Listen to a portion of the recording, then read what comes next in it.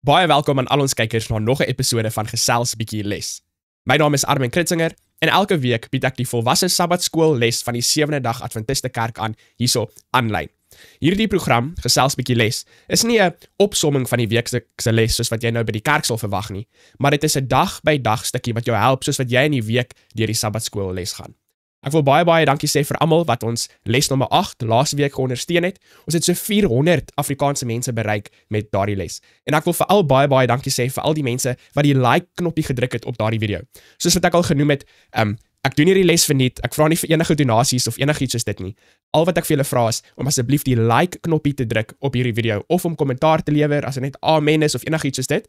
Dit sê vir YouTube dat julle dink hierdie video is die moeite werd, dis belangrik. En dan gaan YouTube hierdie video aan meer Afrikaanse mense adverteer.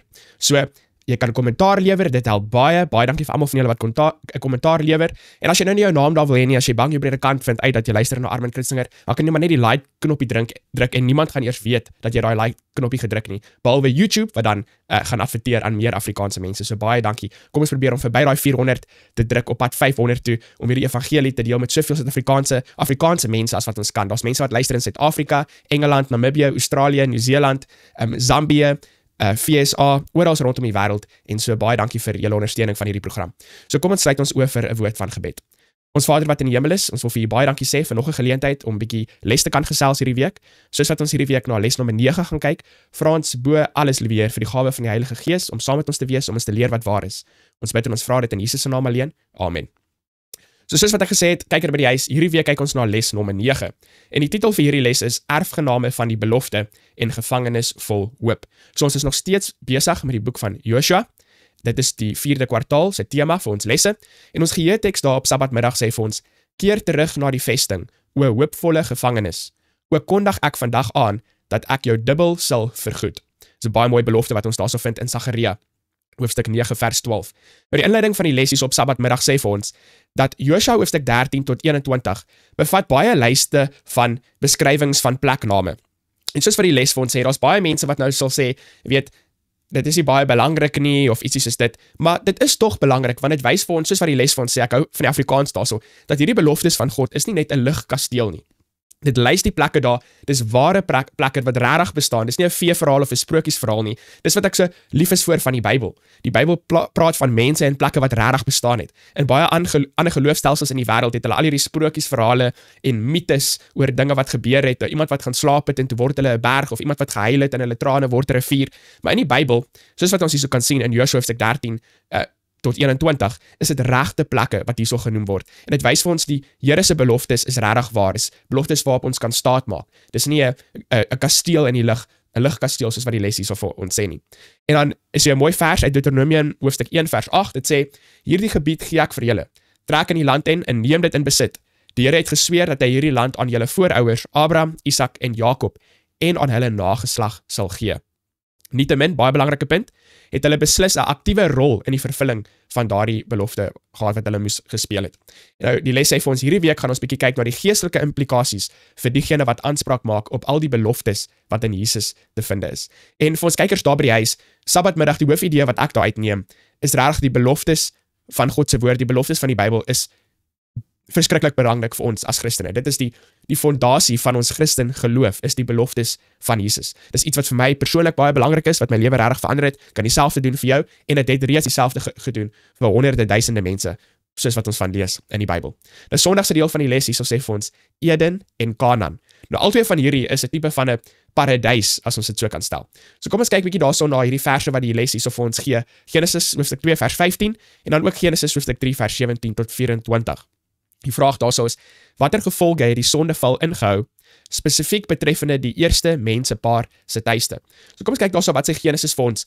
In hoofstuk 2 vers 15 sê die Bybel vir ons: toe het die Here God die mens geneem en hom in die tuin van Eden gestel om dit te bewerk en te bewaak. So kom ons stop net gou daarso vir 'n oomblik. As ons kyk daar na Genesis hoofstuk 2 vers 15.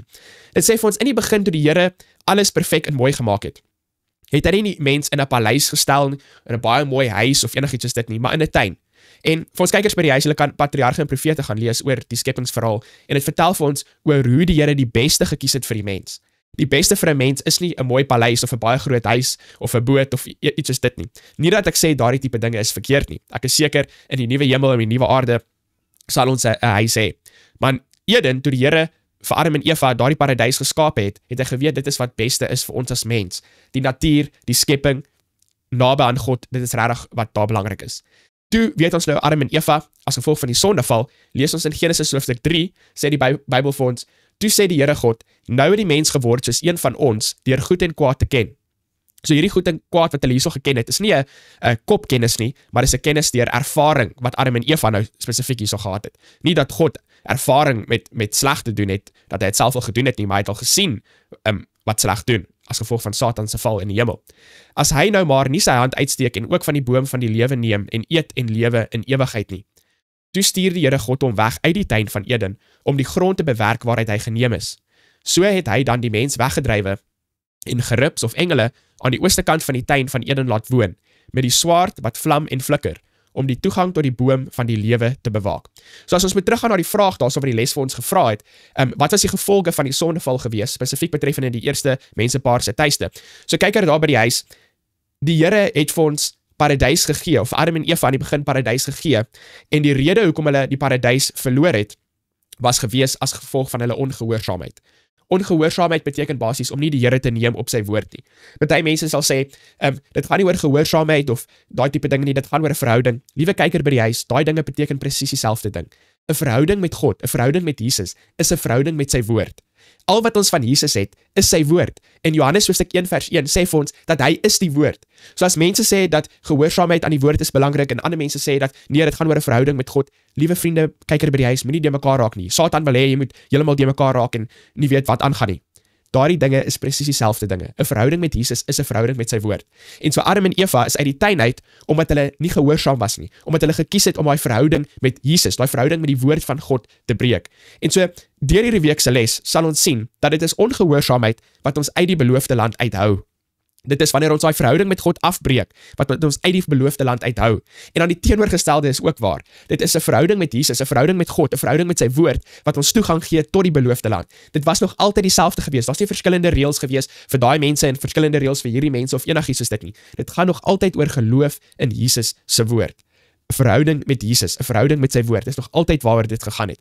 Dit het nog nooit verander of moeiliker geraak of makliker geraak of enigiets soos dit in terme van die vereistes om in die paradys te wees nie. Die vereistes om aangesig tot aangesig met God te kan gesels nie. Dit was nog altyd totale en gehele gehoorsaamheid gewees aan God. Die probleem is dat ons as mens in onsself het nie krag om daardie gehoorsaamheid aan God te gee nie. En dis hoekom die verlossingsplan ingetree is, sodat God deur ons, Jesus deur ons daardie gehoorsaamheid kan gee aan die Vader wat vereis word. So dis nie dat Jesus 2000 jaar terug net gehoorsaam was nie, maar Jesus is vandag nog gehoorsaam binne in jou, binne in my. Hy gee vir ons die Heilige Gees en hy leef sy lewe uit deur ons en binne ons, sodat ons gehoorsaam kan wees vandag. Daar waar jy is vandag, kan jy gehoorsaam wees, nie as gevolg van jouself nie, maar as gevolg van die krag wat Jesus vir ons gee. Dit is die goeie nuus van die evangelie. Die slegte nuus is dat Adam en Eva daai Eden verloor het, dat ons het die paradys verloor, en die goeie nuus is hoe ons terug kan keer na die paradys, hoe ons nou die vereistes van die ewige lewe weer kan nakom. Nou daar's 'n belangrike deel daarso wat ek wil noem vir ons uit Patriarge en Profete, wat praat oor hierdie sondeval en Adam en Eva, hoe hulle nou uit die tuin uit beweeg het, of uit die tuin uit, ek wil net nie gesê geskop is nie, maar kom ons sê nou maar wat dit is. Hulle is uit die tuin uit verwyder. So hierso sê Patriarge en Profete vir ons, dis in die Afrikaans, bladsy 33. Dit sê vir ons, soos hulle, dis nou Adam en Eva, in die verwelkende blomme en die vallende blare die eerste tekens van verval gewaar het, was Adam en sy metgesel dieper bedroef as wat mense tans oor 'n sterfgeval is. Kyk er by die huis, dis erg. Soos wat Adam en Eva vir die eerste keer in hulle lewe gesien het, hoe 'n blaar doodgaan en uitdroog en afval, het hulle meer getreur of het hulle 'n dieper bedroef gehad as wat ons vandag het as ons geliefdes sterf. Dis hoe hulle gevoel het, die eerste keer toe hulle dood gesien het.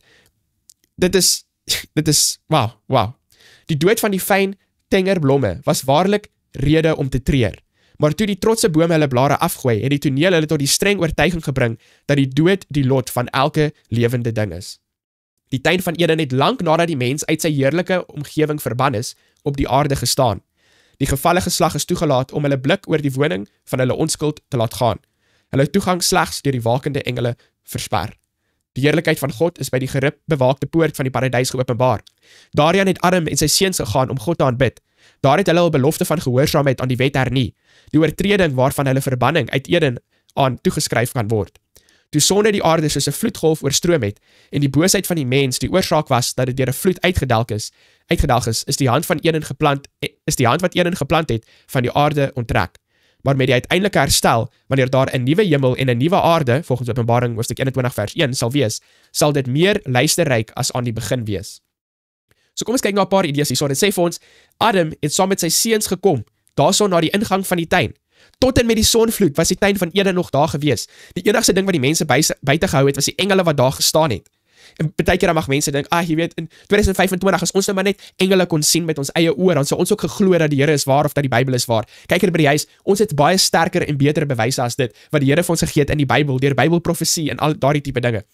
Satan kan valse engele sit, wat jou kan kroek, wat jou kan flous, maar die woord van God is iets wat vasstaan, wat ons kan toets, die Bybelprofesie en geskiedenis, en ons kan sien dat die Here is waar.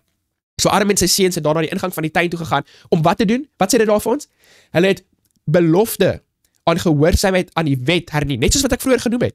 Gehoorsaamheid aan die wet was nog altyd die vereiste gewees vir die ewige lewe, om in die paradys te wees. So Adam het sy seuns gebring na daardie tuin, en hy het vir hulle die storie vertel wat gebeur het. En daar het hulle 'n belofte aan God hernie om gehoorsaam te wees aan die wet, want dit was die oortreding gewees aan die wet wat hulle verban het uit die tuin van Eden. Jy weet, hierdie aanhaling uit Gees van Profesie, dit rarig som vir my die hele week se les eintlik so mooi op. Dit sê vir ons hoe die Here in die begin die paradys gemaak het, hoe hulle dit verloor het, oortreding van die wet, hoe ons dit kan terugkry, die paradys, en dan sê dit vir ons hierso, die paradys wat die Here vir ons beplan, in die nuwe hemel en die nuwe aarde, gaan selfs nog beter wees as wat dit in die begin was. En kyker, dink net bietjie daaraan, daardie sonde wat jy vashou aan jou lewe, is dit regtig die moeite werd? Is jy gewillig om te sterf, net as gevolg van die wêreldse musiek, of die wêreldse vermaak, of om dit aan te trek en jouself te versier soos die wêreld, of om te eet soos die wêreld? Is jy gewillig om die ewigheid te verloor, die mooi paradys wat beter gaan wees as wat die Here in die begin gemaak het, en ewige lewe? Is jy gewillig om te sterf as gevolg van hierdie ander klein sonnetjies? Ek hoop regtig nie so nie. Ek hoop regtig nie so nie. So dit is regtig 'n baie mooi deel daarso van Sondag se deel van die les, daarso oor die paradys en die gevolge basies wat ons mooi inleiding gee in hierdie week se lesse. As ons beweeg daarso na die middel van Sondag se week van die les, dan sê dit vir ons, hoe het die patriarge die belofte oor die beloofde land gesien? En dan 'n tweede vraagie of 'n tweede ding daarso, wat dink jy beteken dit vir ons as adventiste om as erfgename van die belofte te leef? So kom ons kyk gou 'n bietjie daarso na van die verse wat hulle daarso vir ons noem. So in Genesis hoofstuk 3 vers 14, dit sê, en die Here sê vir Abraham, nadat Lot van hom geskei het, slaan tog jou oë op en kyk van die plek waar jy staan, na die noorde en die suide, na die ooste en die weste. Want die hele land wat jy sien, sal ek aan jou gee en aan jou nageslag tot in ewigheid.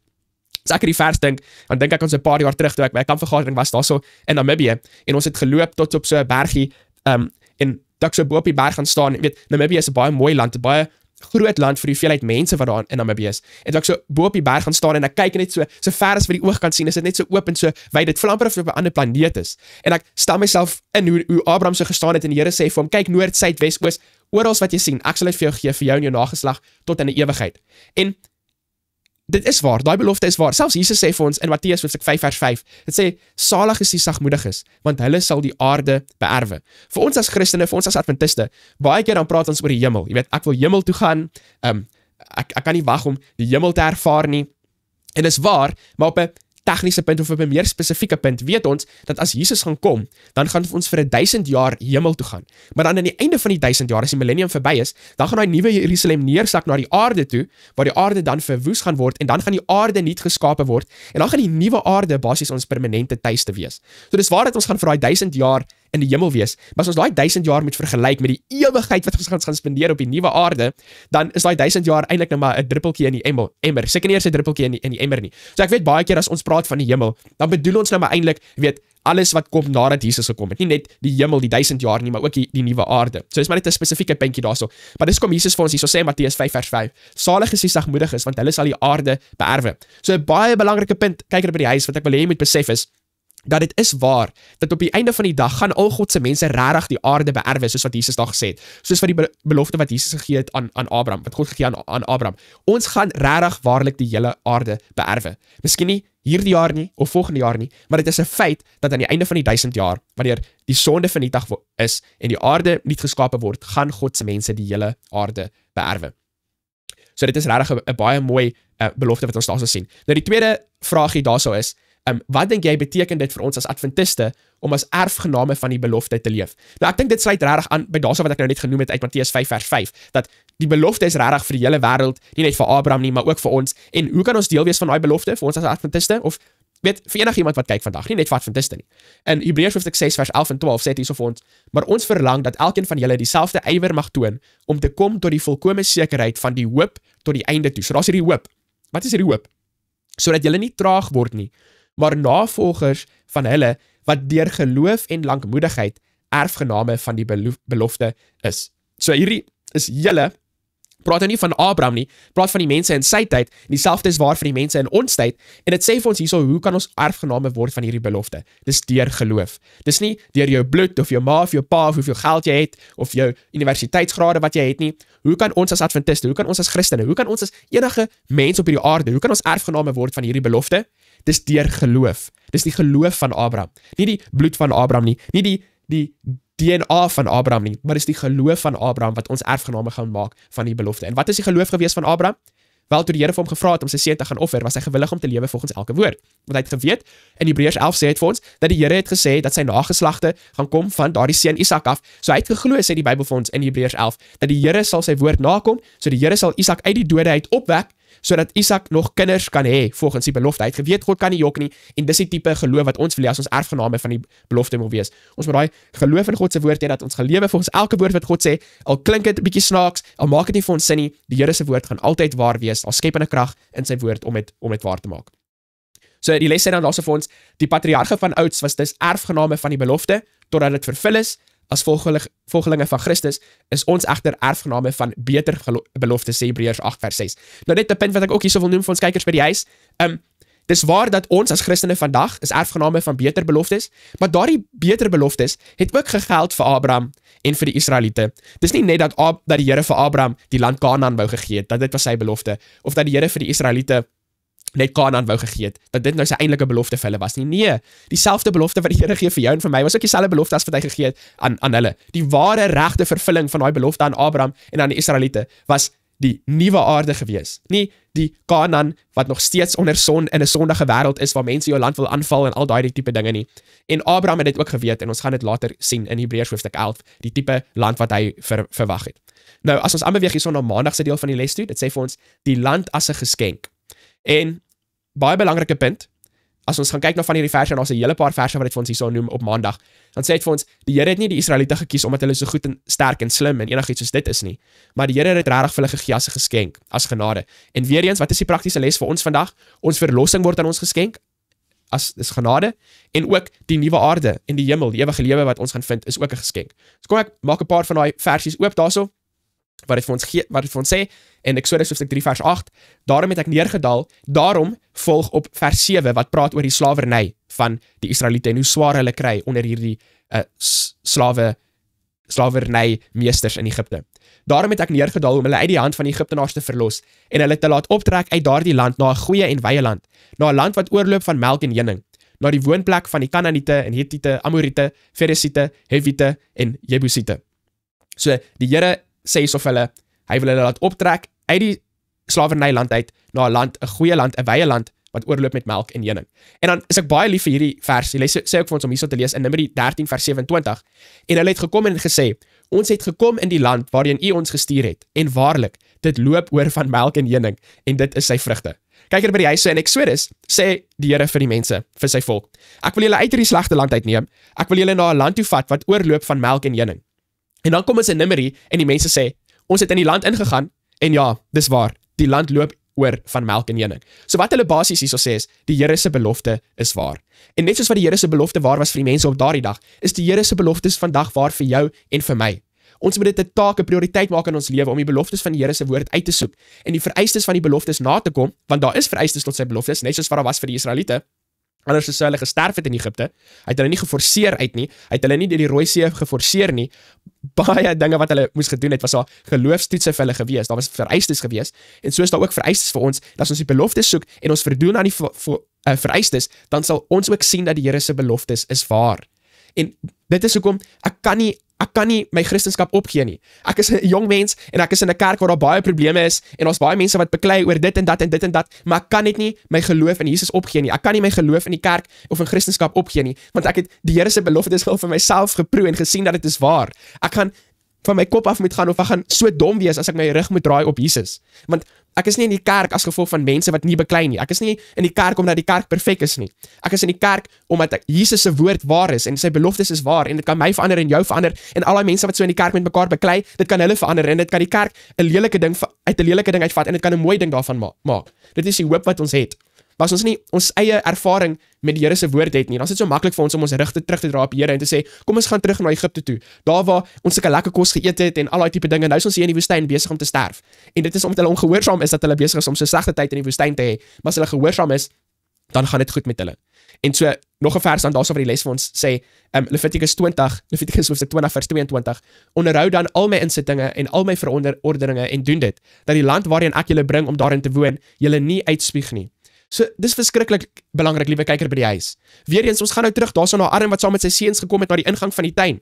Tot met die sonvloed was die tuin van Eden daar gewees. En Adam en sy seuns het daarso na die tuin toe gekom, by die ingang van die tuin toe gekom. En wat het hulle gedoen? Hulle het hulle belofte hernie om gehoorsaam te wees aan wat die Here vir hulle sê, om te lewe volgens elke woord, om 'n verhouding te hê met Jesus, om 'n verhouding te hê met die woord, want Jesus is die woord.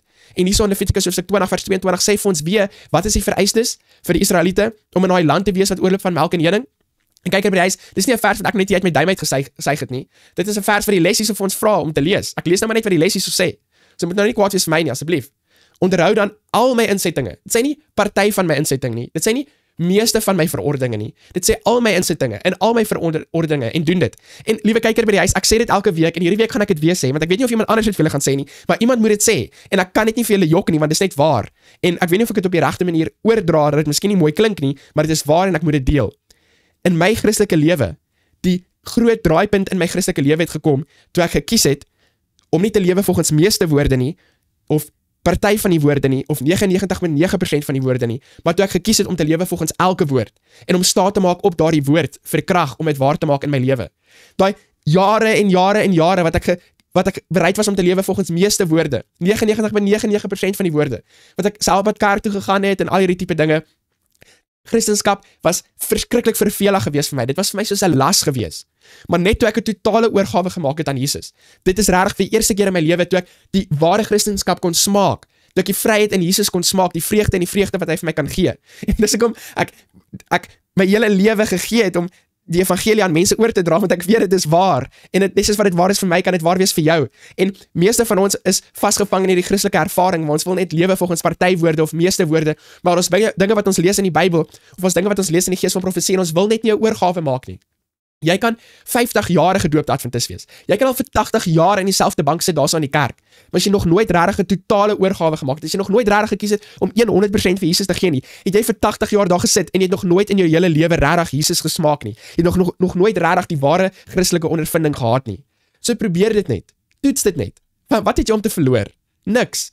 Ek sê altyd vir die mense vir wie ek Bybelstudies gee, al die beloftes van God se woord, elke liewe belofte. Ek het nog nooit iets in die Here se woord gevat en dit toegepas in my lewe en my lewe was slegter afgewees nie. Ja, daar's vervolging, daar's mense wat jou gaan boelie of slegte dinge van jou gaan sê of daardie tipe dinge.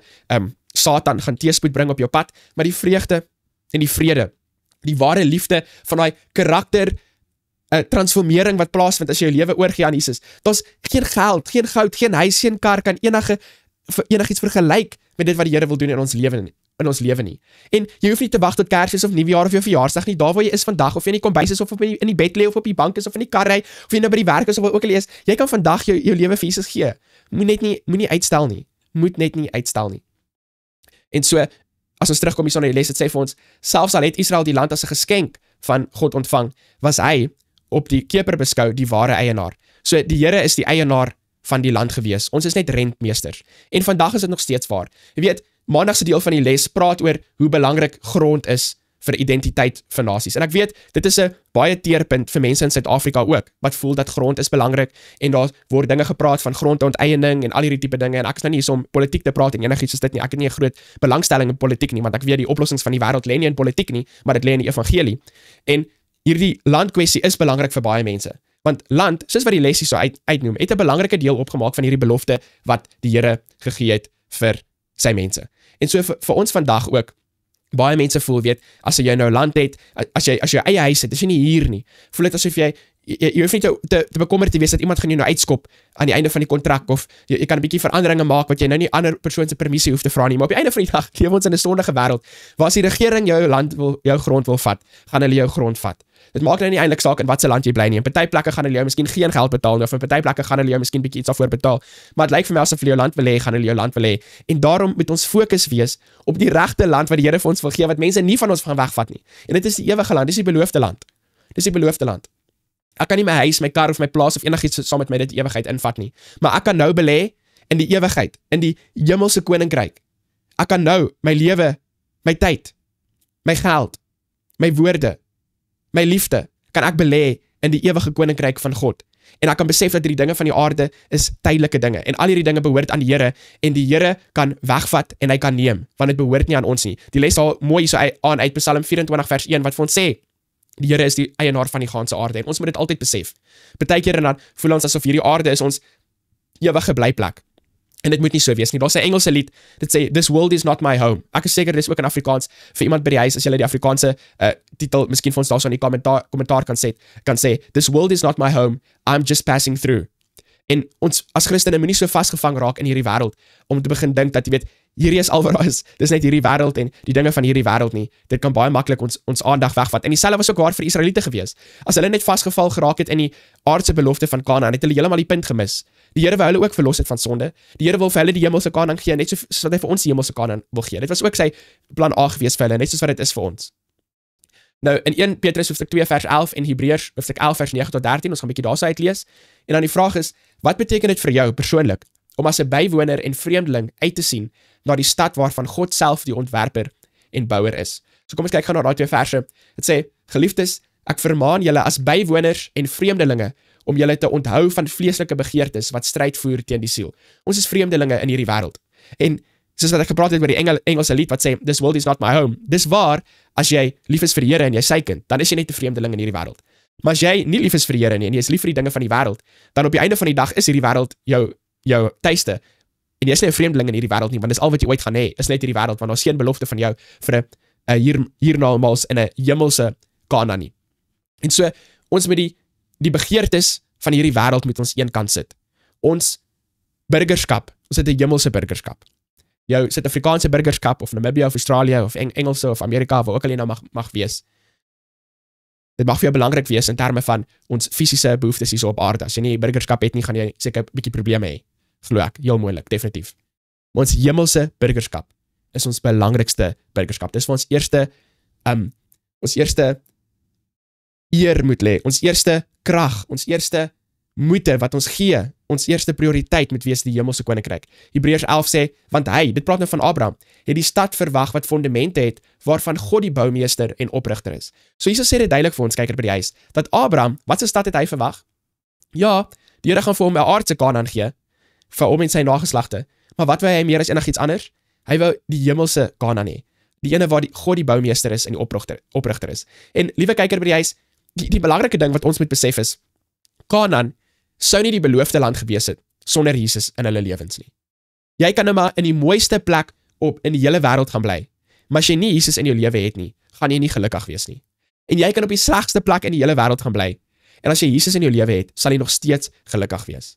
Dit wat die paradys regtig maak, is die teenwoordigheid van Jesus en die beginsels van sy koninkryk. Dit is regtig wat die hemel maak. So baie mense vra vir my, soos julle weet, ek bly nie in Suid-Afrika nie, maar ek is verskriklik lief vir Suid-Afrika. Ek hou baie van Suid-Afrika. Ek is baie lief vir die mense in Suid-Afrika. Daar's baie dinge van die Suid-Afrikaanse kultuur waarvan ek hou, en ek is verskriklik lief vir die natuur in Suid-Afrika. Ek hou van die watervalle en die diere in Suid-Afrika. En dan baie keer dan vra mense vir my, want hulle weet ek bly nie in Suid-Afrika nie. En hulle weet die rede hoekom ek nie in Suid-Afrika bly nie, is nie omdat ek nie van Suid-Afrika hou nie, want ek hou verskriklik baie van Suid-Afrika. Ek wens ek kon elke naweek in Suid-Afrika gaan kuier het. Is omdat ek vir die kerk werk in 'n ander deel van die wêreld waar daar nie baie Christene is nie en waar daar 'n verskriklike groot werk is om gedoen te word. En so ek help maar om die swaar tafel te dra aan die kant waar daar min mense dra. Waar in Suid-Afrika is daar 'n bietjie meer mense wat dra aan daai kant van die tafel. Is daar baie werk om te doen in Suid-Afrika ook. En as daar nie was nie, dan sou ek nie hierdie les gedoen het nie. Dis omdat ek lief vir die Suid-Afrikaanse mense is dat ek dit doen. Nou dat die mense weet ek bly nie in Suid-Afrika nie, dan vra die mense baie keer vir my, Armin, is jy gelukkig daar? Of weet, hoekom aanvaar jy nie hierdie pos vir die kerk en jy gaan, jy weet, na daai land toe of na hierdie land toe nie, daar het hulle groter salaris, dit of dat of dit of dat. Dan sê ek maar altyd vir die mense, weet ek en my vrou is regtig glad nie gepla oor waar ons bly op hierdie aarde nie. Dit pla my regtig niks. Dit gee my nie slapelose nagte of enigiets soos dit nie. Daar's baie mense wat die Amerika beskou as die land van melk en honing hier op die aarde. So as hulle net Amerika toe kan gaan, die land van geleentheid en al hierdie tipe dinge, baie mooi vir hulle as hulle so toe gaan. Ek sê, ek het regtig geen probleem nie. Waar ook al die Here my wil stuur om vir hom te gaan werk. Solank as wat ek die Here in my lewe het, sal ek gelukkig wees. Hy sal vir my sorg, hy sal my beskerm, ek sal vrede en vreugde in my lewe hê. So, dit is die uitkyk wat ek wil kyk na die aarde en die beloftes wat ons het op van die fisiese aarde. Want op die einde van die dag gaan dit oor waar Jesus is, dis regtig waar die hemel gaan wees. En die hemel kan begin in jou huis. Die hemel kan begin daarso in jou huis. Nou Dinsdag se deel van die les sê vir ons die land se uitdagings. Josua hoofstuk 13 vers 1 tot 7. Die land Kanaan was 'n geskenk van die Here. Watter uitdagings het die inbesetneming daarvan nietemin meegebring? So kom ons kyk daarso na die vers. In Josua hoofstuk 13 vers 6 sê vir ons, al die bewoners van die gebergte, van Libanon af tot by Misrefot Maim, al die Sidoneërs, ek self sal hulle voor die kinders van Israel uitverdrywe. Laat dit net as erfdeel aan Israel val, soos ek jou beveel het. So, as ons terugkom hierso na die deel van Dinsdag se les, dit gaan basies oor, die Israeliete het nou begin om gedeeltes van die land in te neem, maar daar's gedeeltes van die land wat hulle, beloofde land wat hulle nou nog nie ingeneem het nie. En hierso in begin van hoofstuk 13 van Josua vertel het vir ons van hierdie tipe groepe mense wat nou nog daar is, en hierdie tipe mense moet nou uit die land uit verdrywe word, voordat die Israeliete dit kan inneem. So, dit lyk vir my asof die les hierso vir ons in 'n rigting instuur hierso, waar deel van die uitdagings is, dat daar's nog mense wat uit die land uit geneem moet word. Maar as ons mooi kyk daarso na vers 6, dan sê dit hierso vir ons, ek self sal hulle voor die kinders van Israel uitverdrywe. So, dis 'n uitdaging, maar is dit regtig 'n uitdaging? Die uitdaging gaan wees vir ons, om ons geloof in God se belofte te sit. Dis nie dat God van hulle verwag om sterk te wees. Want die les praat hierso van oor hoe die Israeliete se honderde jare lank as slawe, het hulle nie goeie militêre vaardighede gehad en al hierdie tipe dinge nie. En ek sê, dit maak nie saak nie. Dit maak net glad nie saak nie. Die Here kan 6 maande oue babietjie gebruik om al die slegte mense uit die land uit te verwyder het. Dit maak glad nie vir my saak wat die militêre vaardighede is nie. Inteendeel, dis wanneer ons dink dat ons sterk is, wat ons eintlik swak is. En so as die Israeliete miskien baie goeie militêre vaardighede gehad en al hierdie tipe dinge, dan sou dit makliker vir hulle gewees het om op hulle eie vermoë staat te maak. Maar juis omdat hulle nie die vaardighede gehad het nie, dan besef hulle afhanklikheid van die Here.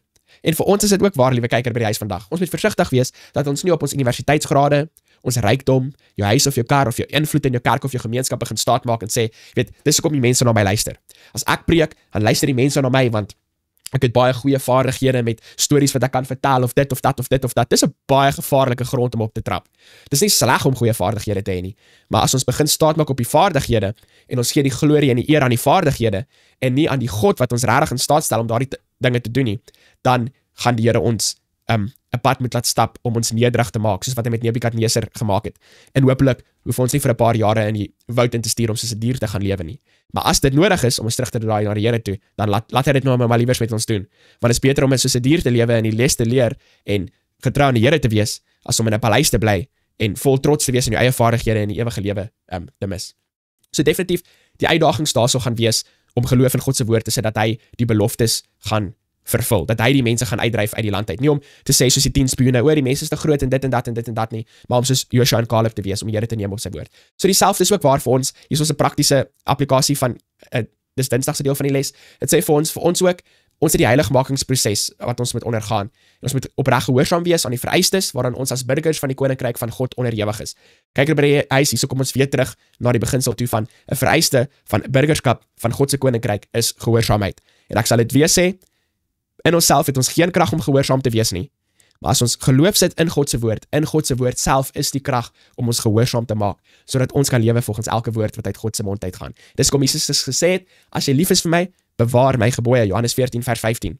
As dit onmoontlik vir ons was om gehoorsaam te wees aan sy gebooie, sou hy dit nie gekoppel het aan liefde vir hom, aan 'n verhouding met hom nie. Daardie tipe ding is dieselfde. As jy gehoorsaam is met Jesus, as jy verhouding het met Jesus, dis dieselfde ding. Moenie daai dinge skei nie. Dis wat die duiwel wil hê. Die duiwel wil hê dat ons sê ons is lief vir Jesus, maar ons is nie gehoorsaam nie. En ons weet die Bybel praat daaroor. Die Bybel sê vir ons in 1 Johannes, as iemand sê hy ken God, maar hy bewaar nie sy gebooie nie, hy is 'n leenaar en daar's geen waarheid in hom nie. En dis eintlik nou maar die kruks van die saak hier, so kykers by die huis, dat ons lewe in 'n wêreld waar ons wil ons broodjie aan al twee kante gebotter hê. Ek dink dis vir Afrikaanse spreekwoord sê, of jy wil die koek hê, maar jy wil hom ook eet.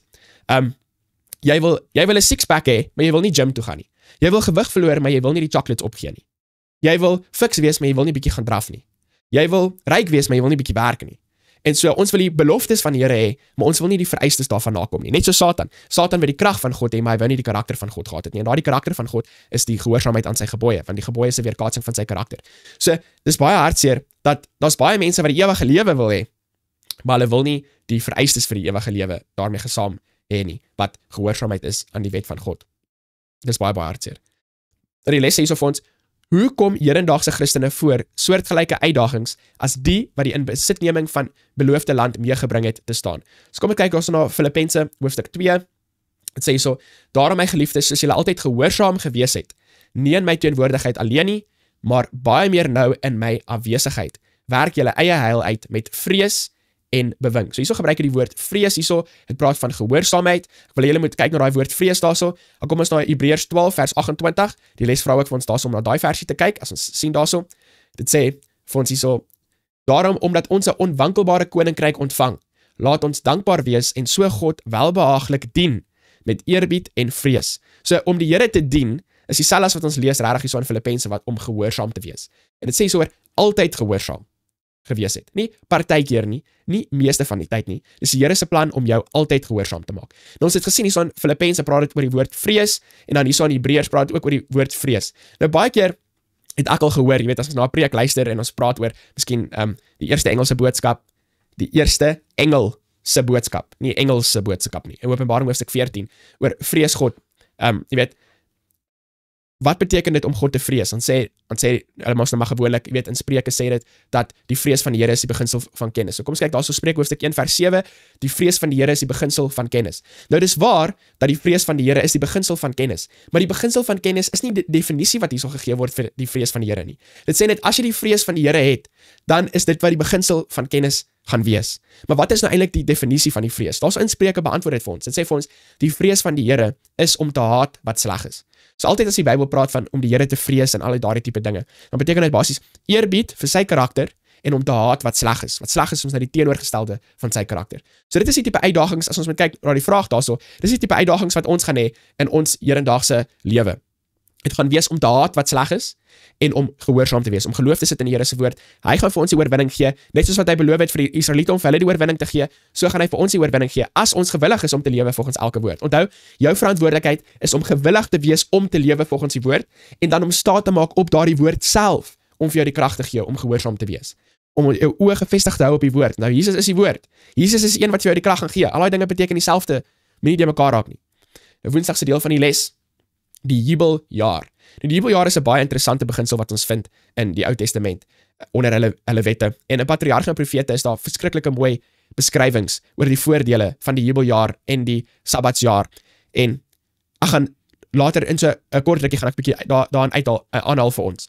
So kom ek probeer gou vir ons vinnig verduidelik hierso wat gebeur het in die Sabbatsjaar en wat gebeur het in die jubeljaar. So in Levitikus hoofstuk 25 vers 21 sê dit vir ons, dan gebied ek my seën vir julle in die 6de jaar en dit sal die oes vir 3 jare oplewer.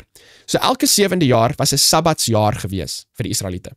Nou daar's basies 3 hoofdinge wat gebeur het in daai jaar. Ek sê nie dis die enigste 3 dinge wat gebeur het nie, maar daar was 3 hoofdinge wat gebeur het in die Sabbatsjaar. Die eerste ding wat gebeur het is, al die slawe, wat basies soos diensknegte was, so mense wat skuld gehad het wat hulle nie kon terugbetaal nie, en so het hulle as slawe gewerk vir ander mense om hulle skuld terug te betaal. Elke 7de jaar in die Sabbatsjaar is daardie slawe vrygestel, en hulle is ook nie met leë hande weggestuur nie. Die tweede ding wat nou in die Sabbatsjaar gebeur het is, dat almal se skuld is kwytgestel. Ek dink dis 'n Afrikaanse woord, hoe dit gesê moet word. So die skuld is tot niet gemaak. So elke 7de jaar is die slawe vrygestel, die skuld is vergewe. En dan 'n derde ene, wat die les miskien bietjie meer op fokus, is elke 7de jaar was 'n Sabbatsjaar gewees, ook vir die land, waar die mense geplant het. So, jy het 6 jaar geplant en geoes, en dan direk na die oes van die 6de jaar, het die Sabbatsjaar begin. En dan vir daardie jaar, het jy nie gaan oes op jou land nie. Maar die armes en al die mense kon na die land toe gekom het, en hulle sou daarvan geëet het, en so aan. En so, jy het eers gesaai daai jaar nie. Maar van die natuurlike dinge wat daar so gegroei het, het die mense dan versamel en geëet, en so aan. En dan sou dit geleentheid gegee het, nie net vir die mense om te rus nie, maar dit sou ook 'n voordeel gegee het vir die land om te herstel, sodat dit nie oorbewerk word nie. Nou baie mense, en selfs in daardie tyd, en selfs miskien jy vandag, jy sit en jy dink by jouself, joh, hulle moes vir 6 jaar geplant het, dat hulle oes gehad vir 6 jaar, dan die 7de jaar, het hulle nie 'n oes gehad nie, en dan het hierdie 7 jaar siklus nou weer oorbegin. So, wat het hulle nou gedoen vir daai 7de jaar? Hoe het hulle nou 'n inkomste gehad? En dis die konteks van hierdie vers wat ek nou net gelees het, hier in Levitikus 25 vers 21. Dan gebied ek my seën vir julle in die 6de jaar, en dit sal die oes vir 3 jare oplewer. So in die 6de jaar, as die mense gehoorsaam was, die vereiste van hierdie belofte was gehoorsaamheid aan hierdie beginsel van om nie te saai en te oes in die 7de jaar nie. Dan in die 6de jaar sou die Here vir hulle 3 jare se oes opgelewer het. Nou gaan werk dit nou 'n bietjie uit. As jy in die 6de jaar 3 jare se oeste, wat ook al Afrikaanse woord is, gekry het, dan sou dit een gewees het vir die 6de jaar, een gewees het vir die 7de jaar, en aan die 3de een sou hy extra een gewees het, as gevolg van jou gehoorsaamheid. So mense wat vir 7 jaar gesaai en geoes het, hulle sou 7 oeste gekry het. Maar vir die mense wat die Sabbat jaar vir gebod nagevolg het, hulle sou net vir 6 jaar gewerk het, maar hulle sou 8 oeste ingesamel het daar in daai tydperk. So het hulle minder gewerk, het hulle 'n groter oes gehad aan die uiteinde van die dag. En wat is dit? Dis 'n wonderwerk. Dit is gehoorsaamheid aan God se woord. Dis geloof in God se woord. Dis nie dat hulle enigiets spesiaal gedoen het nie, maar daar skepende krag in God se woord om dit waar te maak. Ek sal sê, dis nie eers dat die land self spesiaal was of ietsie soos dit gebeur het nie. Jy sal dink as die land nou gerus het in die 7de jaar, dan die 1ste jaar gaan dit vir jou die groter oes gee. Maar nee, dit was in die 6de jaar wat die Here vir hulle daai 3 oeste gegee het. Dit was nou, het nou klaar baie jare gewerk. Die land moet nou eintlik klaar weer uitgebid wees. Maar nee, die Here bewys nou net hier sodat die krag lê nie in die land self nie. Die krag lê in sy woord, dit lê in sy belofte vir die mense wat gehoorsaam was. En dan na dit het ons nou die jubiliejaar gehad. So na 7 siklusse van hierdie 7 jaar sabbats. So 7 maal 7 is 49. Dan in die 50ste jaar het hulle dit nou hierdie jubeljaar genoem. En wat basies in die jubeljaar gebeur het is, dat die grond het teruggekeer na al die oorspronklike eienaars van die land. So as jy nou jou land gaan verkoop het, basies eintlik nou maar verhuur het aan iemand anders, dan in daardie jubeljaar, in die 50ste jaar, het die land teruggekom na die oorspronklike familie toe, of na die oorspronklike eienaar van die land toe. So, jy kon nie regtig in die streng terme van die saak jou land regtig nou verkoop het nie. Want op die einde van die dag was die Here die eienaar van die land. Hy het die mense gegee om op die land te bly, en hy het gesê, okay, as jy hierdie land gaan verhuur aan iemand anders, in die 50ste jaar, die jubeljaar, moet hierdie land terugkeer na die oorspronklike persoon van wie ek hierdie land gegee het. En dit het baie ongelykhede in die gemeenskap het dit voorkom. In vandag se samelewing volgens dit nie meer nie. Hoekom nie? Want Israel het later gevra vir 'n koning, en na koning het die hoëpriesters in Jesus se tyd gesê hulle het geen koning behalwe die keiser nie, en toe sien hele stelsel waar God ons koning was afgeskaf, en nou bly hy in Suid-Afrika of Amerika of Australië of Nieu-Seeland, en jy het jou eie regering daar, en hulle het ander wette, so hulle het nou nie meer die jubeljaar nie, en jy gaan nie jou land terugkry aan die einde van 50 jaar nie. En dis ook baie van die redes hoekom daar baie meer ongelykhede in die gemeenskap is.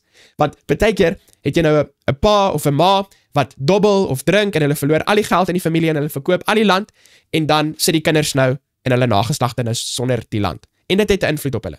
Ek probeer nie nou hierso verskoning maak en sê dat jou rykdom of jou armoede word heeltemal bepaal deur jou ouers nie, want dit is nie waar nie. Ek dink iemand het gesê, dis nie jou skuld as jy arm gebore word nie, maar dit is jou skuld as jy arm sterf.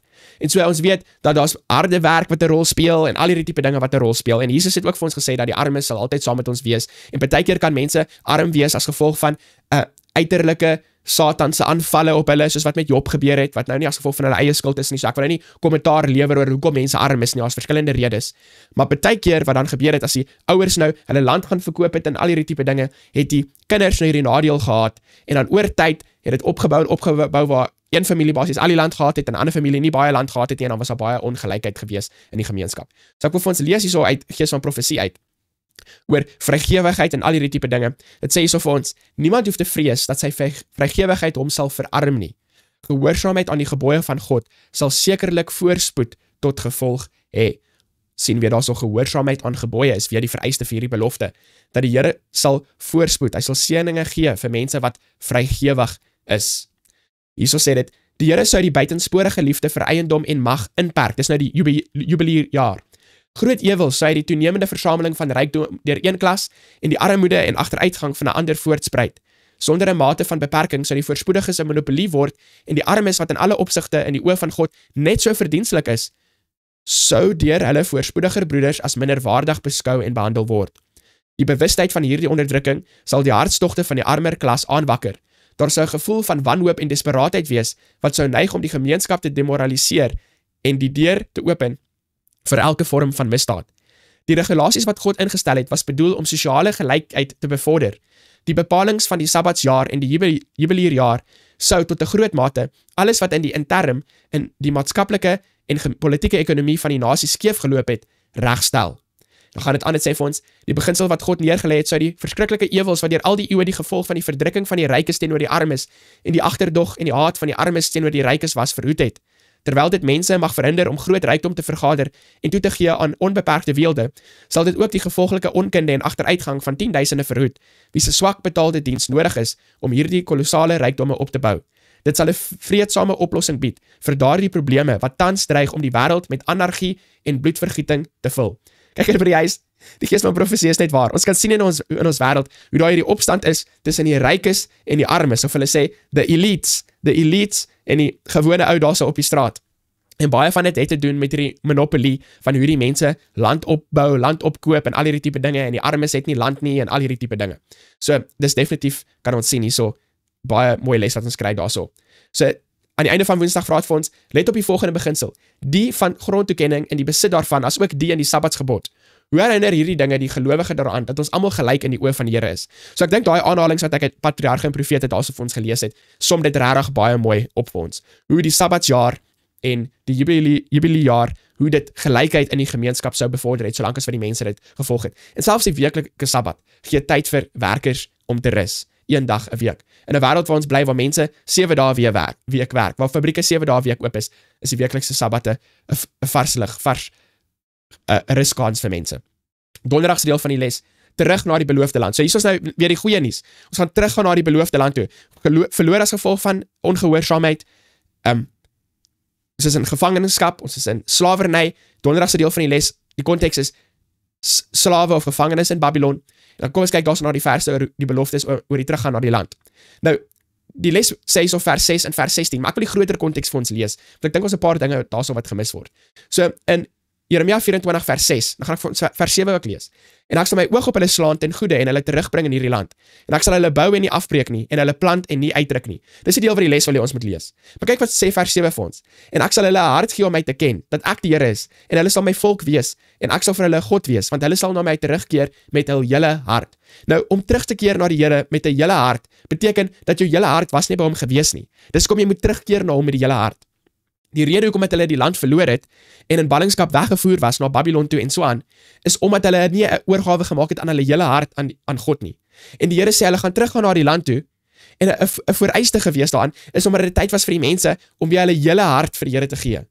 Ons kan sê die mense was gereed. Dis nie net 'n datum wat die Here net opgemaak het uit sy kop uit of uit sy duim uit gesuig het nie. Daar spesifieke dinge wat hy vir ons sê. Dis 'n terugkeer na sy beloftes. Hulle is uit die land uit omdat hulle ongehoorsaam was. Wat dit gaan nou help as die Here hulle terugvat na die land as gevolg van ongehoorsaamheid?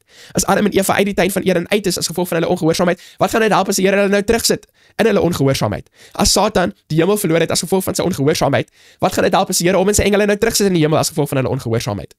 En as Satan en sy engele die hemel verloor het as gevolg van hulle ongehoorsaamheid, wat gaan dit help as die Here vir my en vir jou vandag moet hemel toe vat in ons ongehoorsaamheid? Dit is net nie hoe dit werk nie. En ons sien dit weer in die volgende vers wat die les vir ons vra om te lees. Jesegiel 11 vers 17 tot 20 gaan ek vir ons lees daarso. Daarom sê, so spreek die Here, ek sal julle bymekaar maak uit die volke en julle versamel uit die lande waarin julle verstrooi is. En ek sal aan julle die land Israel gee. En hulle sal daartoe kom en al sy verfoeisels en al sy gruwels daaruit verwyder. So al die slegte dinge moet verwyder word. Dis die werk, dis die vereiste. En ek sal hulle een hart gee en 'n nuwe gees in hulle binneste gee. Dis 'n nuwe verbond. Ek sal die hart van klip uit hulle vlees verwyder en hulle hart van vlees gee. Hoekom? Wat is die doel? Sodat hulle in my insettinge kan wandel en my verordeninge kan onthou en dit doen.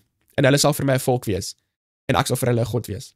Weereens, dit gaan oor die insettinge hou, die verordeninge om daarin te wandel. Dit is die vereiste daarso van die beloofde land. So dis wat ons kan sien daarso in donderdag se deel van die les, om terug te gaan na die beloofde land toe. Daai selfde beginsel wat ek nou oor en oor al genoem het in hierdie les. Dit gaan regtig oor daai vereiste. Ons hou van die beloftes, ons soek die belofte, maar wat van die vereistes? Wat van die vereistes? Ons wil hê die Here moet ons seën finansiëel, maar wat van die vereistes om getrou te wees in ons tiendes en ons offergawes? Nie net ons tiendes nie, ook ons offergawes. En ons kan in die gees van profesie gaan lees. Hoeveel het God se mense, hoeveel het die Hebreëse mense gegee vir offergawes? Baie meer as wat die gemiddeld is in die 7de dag Adventiste kerk vandag. Baie meer. Is 'n huiswerk vir jou vir hierdie week. Gaan vind bietjie uit in die gees van profesie. Wat is die hoeveelheid wat die Hebreëse mense spandeer het aan tiendes en offergawes, die persentasie gewys van hulle inkomstes. Dan die vraag daar aan die einde van donderdag is, lees Johannes 14 vers 1 tot 3, baie mooi belofte. Wat is die groot hoop wat ons uit hierdie verse kan put? So kom ons kyk na daai verse, dit sê vir ons hierso, laat julle hart nie ontsteld word nie, glo in God, glo ek in my. In die huis van my Vader is daar baie wonings. As dit nie so was nie, so ek dit vir julle gesê het, ek gaan om vir julle 'n plek te berei. En as ek gegaan en vir julle 'n plek berei het, kom ek weer en sal julle na my toe neem, sodat julle ook kan wees waar ek is. Hier is die mooi belofte van die hemelse Kanaan, die hemelse beloofde land. Die Here gaan ons kom haal en ons vat na daardie land toe. Weerens, as ons die vereistes nakom. En soos wat hierdie vers sê ook 'n ander belangrike les, want daar's baie mense, selfs in die Christenkerk, miskien meeste Christene, hulle glo as 'n mens sterf gaan jy direk hemel toe of ietsie soos dit. Maar hierso in vers 2, in vers 3, hy sê ek gaan om vir julle 'n plek te berei. En as ek gaan vir julle 'n plek te berei het, kom ek weer en sal julle na my toe neem. So Jesus sê hy gaan terugkom om ons na hom toe te neem. Nou as ons sterf en ons gaan onmiddellik hemel toe, en almal wat sterf wat in God glo gaan onmiddellik hemel toe, dan wat is die doel van die tweede koms? Behalwe nou miskien vir die mense wat nou nog lewendig hierso is, om hulle te vat. Maar hierso sê ek kom weer om julle na my toe te vat. Die mense wat gesterf het, is deel van daai mense wat gaan opstaan en hy kom om hulle te vat, sodat hulle dan kan wees daar waar hy is. Openbaring 21 vers 3, en ek het 'n groot stem uit die hemel hoor sê, kyk, die tabernakel van God is by die mense, en hy sal by hulle woon, en hulle sal sy volk wees, en God self sal by hulle wees as hulle God. En soos wat ek vroeër genoem het, en ek noem dit nou maar weer, daar waar God is, dis regtig waar die hemel is. Dis regtig waar die beloofde land is. Wat is daar meer? Om in 'n land van regverdigheid, ware onselfsugtige liefde te woon, in 'n wêreld wat so onregverdig is, of dit nou in die hof is, of die regering is, waar daar korrupsie is, en al die tipe dinge is, smaak jy nie, of voel jy nie, droom jy nie van 'n land waar dinge regverdig is nie? En hierso is praat dit van 'n land waar ons God self saam met ons gaan wees as ons God. Wat 'n mooi belofte, daarso, donderdag se deel van die les. Dan as ons kyk na Vrydag se deel van die les, ons het 'n hoofstuk daarso uit, die groot stryd, en ek gaan daardie hoofstuk se skakel in Afrikaans aan die onderkant sit van hierdie les, sodat julle asseblief daardie hoofstuk kan gaan lees in Afrikaans. Baie, een van my gunsteling hoofstukke in al die Gees van Profesie se geskrifte. Baie mooi. Dan hierso het ons ook twee baie mooi gedeeltes hierso uit die Gees van Profesie, en ek sal julle vra, julle kan sommer hierdie video net hierso pause, en dan kan julle dit sommer deurlees. Ek gaan dit nou nie vir julle lees nie, of as jy jou lesboekie daarso saam met jou het, kan jy dit ook deurlees. Gaan net hierdie een stukkie, dit sê hierso vir ons, kennis oor Kanaan, liedjies oor Kanaan, 'n gejubel omdat Kanaan in die vooruitsig gestel word. Geen van hierdie dinge, die kinders van Israel by die wingerde en olyfboorde van die geloofde land uitgebring nie. Jy kan die liedjies ken, jy kan die regte liedjies sing, jy kan baie weet van die hemel, jy kan die teologie en alles reg hê, maar as jy nie regtig ondervinding en verhouding met Jesus het nie, as jy nie regtig jou hele hart en jou hele lewe vir hom gegee het nie, gaan ons nie deel van die hemelse Kanaan wees nie. En ons moet dit net reguit sê soos wat dit is. Ons kan nie om die bosie hardloop, ons jare vir jare, dan gaan ons kampvergadering toe en ons gaan hiernatoe en daarna toe en ons praat oor al hierdie mooi beloftes en die hoop van die tweede koms en al hierdie tipe dinge. Maar wat help dit as Noag vir mense vertel het van 'n vloed wat kom, maar hy vertel nie vir die mense hoe om voor te berei vir die vloed nie. Hy sê vir mense daar's 'n vloed wat kom wat die aarde gaan vernietig, maar hy vertel nie vir die mense van die ark nie. Dit is hartseer as ons praat oor die tweede koms van Jesus wat belangrik is. Ons moet daaroor praat, dit is baie belangrik. Maar net so belangrik, indien nie miskien nog meer belangrik nie, is om die mense te help om voor te berei vir die tweede koms. Dit is verskriklik belangrik, om te weet wat die vereistes is, om in 'n verhouding met Jesus te staan. Wat beteken dit? Die vraag vir bespreking, daar is ons het 4 vrae. Dit sê, bepeins die beloofde land as 'n versinne beelding van die lewe in oorvloed, wat Christus aan sy volgelinge in Johannes 10, vers 10 beloof het. Let op Kanaan as 'n beeld, die feit dat die destydse verbondsgrond voordelig was, omdat dit 'n oorvloed oopgelewer het. Tog versinne beeld die verbondsgrond ook die seëninge wat verlossing bring. Hoekom so? Hoe so? Soos wat Jesus sê in Johannes 10 vers 10 daarso. Die dief kom om te steel, maar Jesus het gekom om ons lewe in oorvloed te gee. Die beste wat ek kan sê daarso op antwoord op vraag 1 is dat soos wat ek voorheen genoem het, elke liewe woord van Jesus wat ek al toegepas het in my lewe, het net my lewe beter gemaak. Satan is die een wat vir jou jok en vir jou sê, as jy 'n Christen is en jy hou op met die wêreldse vermaak en musiek en flieks en al die tipe dinge, dan gaan jou lewe vervelig wees, en as jy nie juweliersvaardig of make-up gaan dra nie, dan gaan die mense dink jy's nie mooi nie en al die tipe dinge. Satan wil hê dat jy moet dink dat lewe saam met Jesus is vervelig en boring en al die tipe dinge, maar dit is eintlik presies die teenoorgestelde. My lewe saam met Satan was vervelig geweest. Dit was 'n gejaag na niks, 'n gejaag na wind. Net dat Jesus het totale oorgawe aan Jesus gemaak het die regte avontuur regtig begin in my lewe. Ek raak nog opgewonde net om oor te praat. En so regtig die beloofde land, die beginsels, die koninkryk van God, die beginsels van sy regering is waarna ek uitsien. Meer as na die lekker vrugte en die mooi huis en al die tipe dinge. Die hoofrede miskien hoekom ek in die hemel wil wees en die nuwe aarde wil wees, is die beginsels van sy koninkryk. mense wat nie steel nie, mense wat nie jok nie, nie bedrog en onregverdigheid nie. Maak my opgewonde. Vraag nommer 2. Let op die volgende begrippe. Om 'n burger van 'n bepaalde land te wees en om 'n bepaalde lewenswyse te volg. Hoe hou hierdie twee begrippe onderling verband? Hoe beïnvloed die een die ander? Wat is die enkele van die implikasies wat burgerskap van God se koninkryk het? So dis baie eenvoudig. Daar's reëls in 'n huis en as jy wil bly in die huis, dan volg jy die reëls van daai huis. As jy in 'n skool is, daar's reëls in die skool. As jy wil bly studeer in daai skool, dan moet jy die reëls volg van daai skool. Daar's reëls in 'n land. As jy wil bly in die land, as jy wil vry rondloop in die land, dan moet jy gehoorsaam wees aan die reël van die land. Anders dan gaan jy tronk toe, of as dit in 'n ander land is, dan skop hulle jou uit die land uit en hulle stuur jou terug na jou land toe. En dieselfde is ook waar vir die regering van die heelal. Daar is reëls in die regering van die heelal, net soos wat landswette veronderstel is om daar te wees om jou te beskerm en jou geluk te bevorder, net soos vir die reëls in jou huis of die reëls in jou skool of die reëls by jou werk veronderstel is om daar te wees om die gemeenskap beter te maak vir almal en almal te beskerm en almal se geluk te bevorder. So is die reëls van die hemel se hoofdoel ook om ons geluk te beskerm. En as ons in die heelal wil woon, as ons wil vry rond beweeg in die heelal en God se koninkryk wil woon, dan moet ons daardie reëls nakom. Dis die eenvoudig is wat dit is. Dis waar die burgerskap element inkom by hierdie belangrike vraag. Dan nommer 3, as mense beleef ons periodiek teleurstelling of vanweë ander se verbreekte belofte as gevolg van die verbreeking van die aan onsself. Waarom kan ons egter op God se beloftes staatmaak? So dis definitief waar. Mense beloof dinge vir ons beloof selfs dinge vir ons self, maar mense kom nie hulle beloftes na nie, ons kom nie ons eie beloftes na nie. En die hoofrede vir dit is eintlik want jou woord is iets, maar dan moet jy iets anders doen of die mense wat vir jou die belofte gemaak het moet iets anders doen om hulle woord waar te maak. Maar met God is dit nie so nie. En almal van julle weet dat dis alwaar ek omtrent altyd praat is oor die skepende krag in God se woord. Ek is verskriklik lief daarvoor om te praat oor God se krag. En die rede hoekom ek so lief is om te praat oor God se krag is omdat ek weet ek het niks krag nie en geen krag nie. En so dit is een ding wat regtig my lewe so verander, is God se krag. En so die verskil tussen ek wat 'n belofte maak en dan iets wat moet doen om my belofte waar te maak, of iemand wat vir my 'n belofte maak en dan moet hulle iets ekstra doen om hulle belofte na te kom. God maak net die belofte en dan in die belofte self is die krag om dit waar te maak. En daarom sê die Bybel vir ons in Titus hoofstuk 1 vers 2 dat God wat nie kan lieg nie. God kan nie jok nie, omdat in sy woord 'n skepende krag om waar te maak wat ook al hy sê. So, soos wat die Engelse mense sê, you can take it to the bank. As die Here ietsie vir jou sê, is dit 100% waar. Party mense dink geloof is soos 'n stap in die donker in. Jy kan nie die eindpunt sien of iets is dit nie. Geloof is 'n stap in die lig. Geloof is 'n stap in die lig. Geloof is altyd gebaseer op God se woord en jy kan 100% seker wees dat dit gaan waar wees, want daar's krag in sy woord om dit waar te maak. 'n Stap in die donker is om jou geloof te sit in jouself of om geloof te sit in ander mense, want jy kan nie die eindpunt sien nie, want jy het geen waarborg dat hulle gaan eintlik doen wat hulle vir jou gesê het nie. Jy het geen waarborg dat jy gaan doen wat jy vir jouself eers gesê het nie. Die Here is liewer vir jou as wat jy vir jouself is. Ai. Nommer 4. Let op die belofte oor die nuwe aarde. Hoe kan ons dit waarlik en op 'n konkrete wyse nou reeds deel van ons ontvouende toekoms maak? Beskriklike belangrike vraag en ek is baie bly dat ek met hierdie vraag kan afsluit. Soos wat ek vroeër genoem het, wat is regtig die groot ding wat ek nou uitsien in die hemel? Dis Jesus, ja. Dis sy karakter. Dis die beginsels van sy koninkryk. Dis nie die ek kan na daai planeet toe vlieg of na daai nie. Ja, dit gaan wonderlik wees en dit gaan baie mooi wees en ons gaan baie dinge leer en dit gaan asemrowend wees en alles gaan mooi wees en lekker vrugte en al hierdie tipe dinge en al die diere en alles, dit gaan fantasties wees. Maar die groot rede hoekom ek daar wil wees is die beginsels van sy koninkryk, soos wat ek voorheen genoem het. Liefde, regverdigheid, moenie jok nie, moenie steel nie, moenie egbreek pleeg nie, moenie begeer nie. Daardie beginsels wat regtig vrede en vreugde bring, die wet van vryheid, soos wat die Bybel dit noem. En hoe kan hierdie belofte van hierdie nuwe aarde, hoe kan dit 'n konkrete waarlike wyse nou deel van ons lewens maak? Kyk by die huis is eenvoudig. Die Gees van profesie sê dit vir ons, jou huis kan nou 'n klein hemel wees. Hoe? Deur daardie beginsels wat waar gaan wees en op die nuwe aarde, kan jy nou reeds van toepassing maak in jou huis, in jou persoonlike lewe.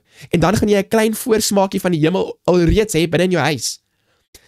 As jy die koninkryk van God kan nou kom in jou lewe, nie die koninkryk van glorie met die huise en die fonteine en die vrugte en al daai tipe ding op die nuwe aarde nie, maar die geestelike koninkryk van God, die beginsels van sy koninkryk kan nou waar wees in jou lewe, in jou vrou se lewe, in jou man se lewe, in jou kinders se lewe, daarso in jou huis, sodat dit 'n klein koninkryk van God voorbeeld daarso in jou huis is en is 'n voorsmaakie van die hemel. En dis my gebed vir jou, kyk by die huis en vir my, dat dit regtig waar sal wees in ons lewe. Want dan sal die mense in ons gemeenskap kyk na jou huis en hulle sal sien, hierdie mense is anders. Daar's beginsels in hulle huis. Hulle gaan nie sê hierdie mense is anders. Hulle het 'n baie mooi boot en baie karre en 'n 15 verdieping huis en goue toilette en wat ook al nie. Hulle gaan sê, daai huis is anders. Al trek hulle eenvoudig aan, al eet hulle eenvoudige kos, al ry hulle eenvoudige kar, Al bly hulle in 'n eenvoudige huis met eenvoudige meubels en eenvoudige tuin en al hierdie tipe dinge, is daar beginsels wat in hulle huis regeer, wat hulle anders maak, wat hulle liefdevol maak, wat hulle vreugdevol maak. En daai mense het iets wat ek wil hê. Nie hulle huis nie, nie hulle kar nie, nie hulle geld nie, nie hulle werk of hulle meubels nie, maar hulle Jesus. Dis wat ek wil hê. Hulle Jesus. Kom ons sluit ons oë vir 'n woord van gebed. Ons Vader wat in die hemel is, ons wil vir U dankie sê vir die beloftes wat U vir Abraham gegee het en vir U mense vandag. Vir 'n nuwe hemel en 'n nuwe aarde. Wat ons kan erfgename word deur die geloof in U woord, 'n verhouding met Jesus.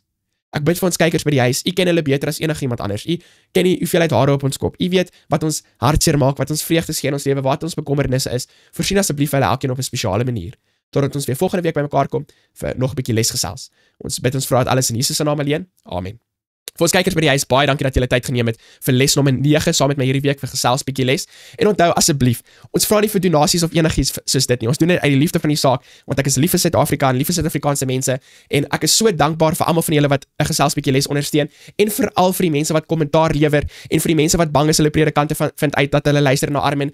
Druk net daai like knoppie asseblief. Ons het meer as 60 mense laasweek gehad wat vir ons like gedruk het daarso uit die omtrent 400 mense wat geluister het. Kom ons stoor dit op. Kom ons kyk of ons 100 mense kan kry wat die video vir ons kan like. Dit kos jou niks nie. Niemand gaan eers weet jy het gelike nie. Jy scroll net af, jy klik net die like knoppie daarso en dan gaan YouTube sien. Hey, mense dink dat hierdie video is die moeite werd en dit is die moeite werd want ons leer nie hierso vir mense hoe om meer geld te hê of enigiets soos dit nie. Ons leer hierso vir mense hoe om 'n ewige lewe te hê, hoe om 'n verhouding met Jesus te hê. En soos wat jy daai like knoppie druk, is jy besig. Daar wie sit by die huis, is jy besig om meer en meer Afrikaanse mense te bereik met die evangelie. So sien julle dan weer volgende week vir les nommer 10, dan gesels ons bietjie les.